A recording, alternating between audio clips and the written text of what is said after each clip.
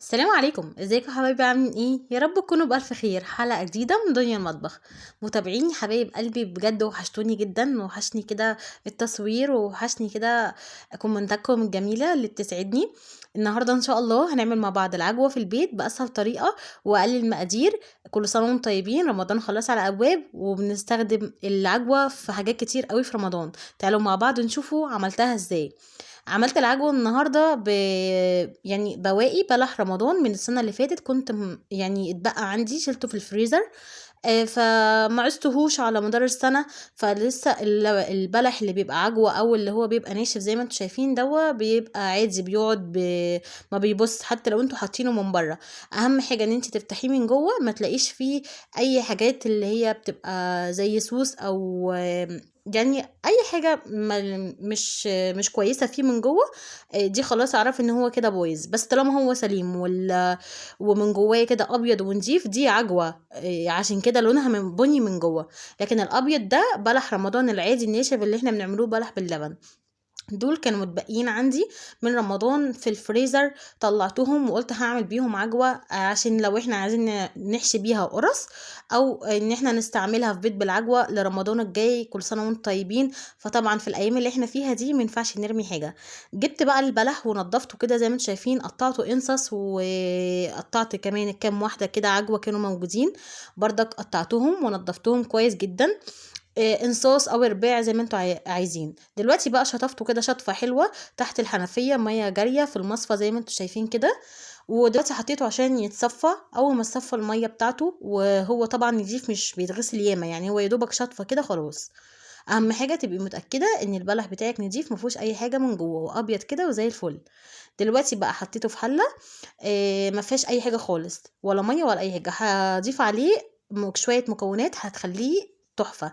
حطيت عليه معلقتين كبار من السكر وكوبايه من الميه. دي حوالي كوبايه دي اللي هي كوبايه صغيره شويه، مش مج كبير.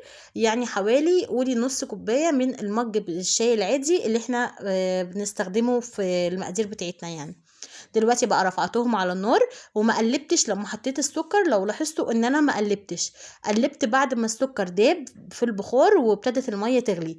ابتديت ان انا اقلبهم، وهرفعهم على نار عالية في الأول، وبعد كده ههدي النار خالص تبقى شمعة لحد ما يستوي البلح بتاعي ويبتدي ان هو يتهرس معايا بكل سهولة ويبقى ناعم كده. انا ما هرستهوش يعني بمكنة او بحاجة. ده كده بالسباتيول اللي في ايديا. طول ما هو على النار هوريكم مراحله، مش مطولة عليكم خالص. الفيديو ده حاجة بسيطة كده. يعني عشان يعني غيابي اللي فات ده، يعني يا رب ان شاء الله اقدر ان انا اتواصل معاكم الايام اللي جايه دي باذن الله. دلوقتي انتم ملاحظين ان هو دلوقتي شكله اتغير وبقى يعني دخل في استوى وابتدى ان هو يلزق كده مع بعضه. دي المرحلة بتاعته دي كويسة جدا، انت كده ماشية صح. لو وصلتي فيه لحد كده، اهم حاجة ما تزوديش المية في الاول. زي ما قلتلك نص كوباية. دلوقتي المية اتشربت كلها. شايفين كوباية صغيرة خالص، حطيت نصها بس على نار هادية وعطيته كده تقليبة. وهبتدي ان انا اغطي بردك الغطا بتاع الحلة وهدي النار بردك تاني خالص. انا كنت طول ما انا شغالة مهدية النار. عملت الحركة دي مرتين بس، يعني ان انا اقلبه واضيف عليه نص كوباية مية صغيرة خالص حوالي معلقتين. وبسيبه بردك ما خدش معايا يعني حوالي نص ساعة على النار، على نار هادية خالص، لحد ما بقى بالشكل اللي انتوا شايفينه ده. يعني اتحول لكورة كده. لو انت كونتيه هيتعمل كرة على بعضها كده وملزق ومعجن كده كله في بعضه. ابتديت ان انا اقلبه بالسباتيول لحد ما يتهري معايا خالص. دلوقتي بقى في مكون اخير هضيفه عليه هيخليه تحفه جدا ولونه جميل، وكمان هيديله طعم تحفه. المكون ده ايه؟ اللي هو معلقه من كاكاو الخام الاسباني. عطاله لون كويس جدا، وكمان يديله طعم جميل. انا ولا حطيت زبده ولا حطيت اي حاجه. الزبده دي لو انت عايزه تضيفيها، وانتوا مثلا لو انت هتحشيها في قرص او حاجه ممكن تضيفي. لكن هي لو انت حشيتيها في قرص مش مش هتنشف منك، هي كده جميله. انا حطيت المعلقه الكاكاو دي عشان تديها طعم وتديها كمان لون، وقلبتها بالسباتشول ونزلتها وهرستها بالشوكه. عايزه تضربها في الكبه مفيش مشكله، لو عندك هراسه بتاعه البطاطس دي بردك مفيش اي مشكله. انا عملتها بالشوكه كده، ودلوقتي زي ما انتوا شايفين شكلها النهائي زي ما انتوا شايفين كده قدامكم، بقت كوره على بعضها وبقت عجوه.